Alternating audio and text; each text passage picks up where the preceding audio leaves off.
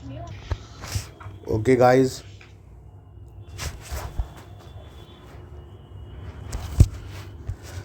today we will study about a topic in your NCRT class 12th book, which is AIDS. I will read the whole chapter line by line with each word and all the expected questions which has to be come in your NEET exam. So this is the page 138 of NCRT class 12th book, topic 7.3, AIDS. The word AIDS stands for acquired immunodeficiency syndrome.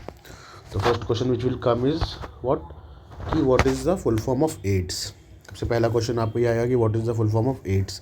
तो AIDS is acquired immunodeficiency syndrome.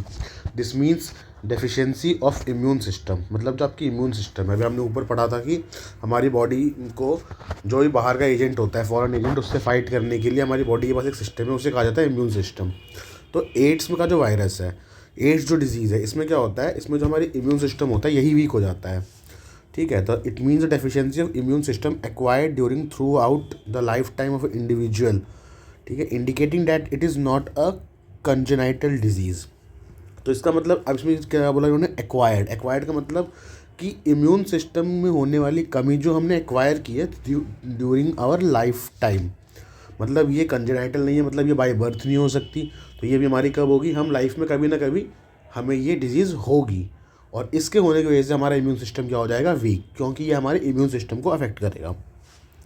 उसके अलावा जो एक और word है इस definition में, वो है सिंड्रोम. सिंड्रोम का सिंपल मीनिंग होता है कि ग्रुप ऑफ सिम्टम्स. जब एक से ज़्यादा सिम्टम्स आपको दिखें, जैसे कि मान लीजिए आपको फूड पॉइजनिंग होती है, तो उसमें क्या क्या सिम्टम्स होते हैं, उसमें एब्डोमिनल पेन होता है, उसमें डायरिया होता है, उसमें वॉमिटिंग होती है. तो ये अलग अलग सिम्टम्स हैं. तो जब भी किसी चीज़ में ग्रुप ऑफ सिम्टम्स आए तो उसे क्या कहा जाता है, सिंड्रोम. जैसे fever. Fever is not a disease, fever is a symptom for any other disease.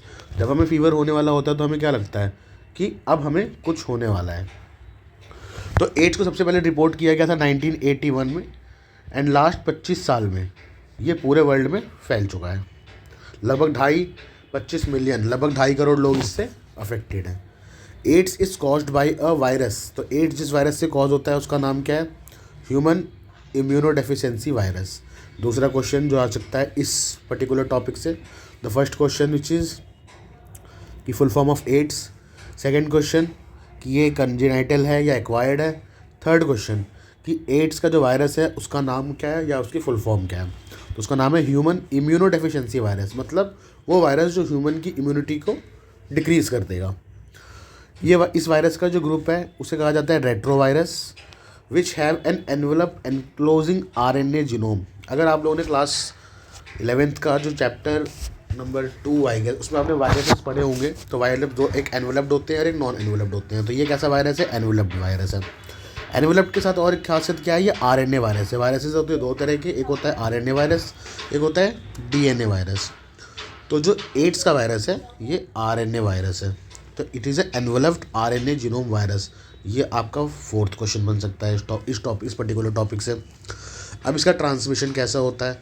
तो सबसे इम्पॉर्टेंट ये है कि एड्स का जो ट्रांसमिशन है, एड्स का जो वायरस है HIV वायरस, इसका ट्रांसक्रिप्शन बेसिकली 4 मीन्स से हो सकता है. First, sexual contact with infected person. अगर आप किसी इन्फेक्टेड पर्सन के साथ जिसको ऑलरेडी एड्स है, जिसकी बॉडी में ये वायरस है, उसके साथ अगर आप सेक्सुअली कॉन्टैक्ट करते हैं. उसके अलावा अगर किसी इन्फेक्टेड पर्सन के ब्लड का ट्रांसफ्यूज़न आपके ब्लड में कर दिया जाए, तो उसका कंटामिनेटेड ब्लड अगर आपके ब्लड के साथ मिक्स हो जाए ब्लड बैंक्स में. उसके अलावा by sharing needles, infected needles in the case of IV drug abuse. तो जैसे कि आपने देखा है कि निडल्स जो होती हैं उसको हम इंट्रावेनसली देते हैं, वेन्स में देते हैं. वेन्स में क्या होता है, ब्लड होता है. तो ऑब्वियसली बात है अगर हम सेम निडल मैं यूज़ करूँ और अगर मुझे एड्स है, मेरे ब्लड में वो वायरस है, और वही नीडल अगर आप यूज़ करें तो वो मेरे से आपको ट्रांसफ़र हो जाएगा. And the fourth one is from infected mother to her children through placenta. तो 4 मेन मीन्स क्या है, sexual contact with the infected person, transfusion of the contaminated blood, sharing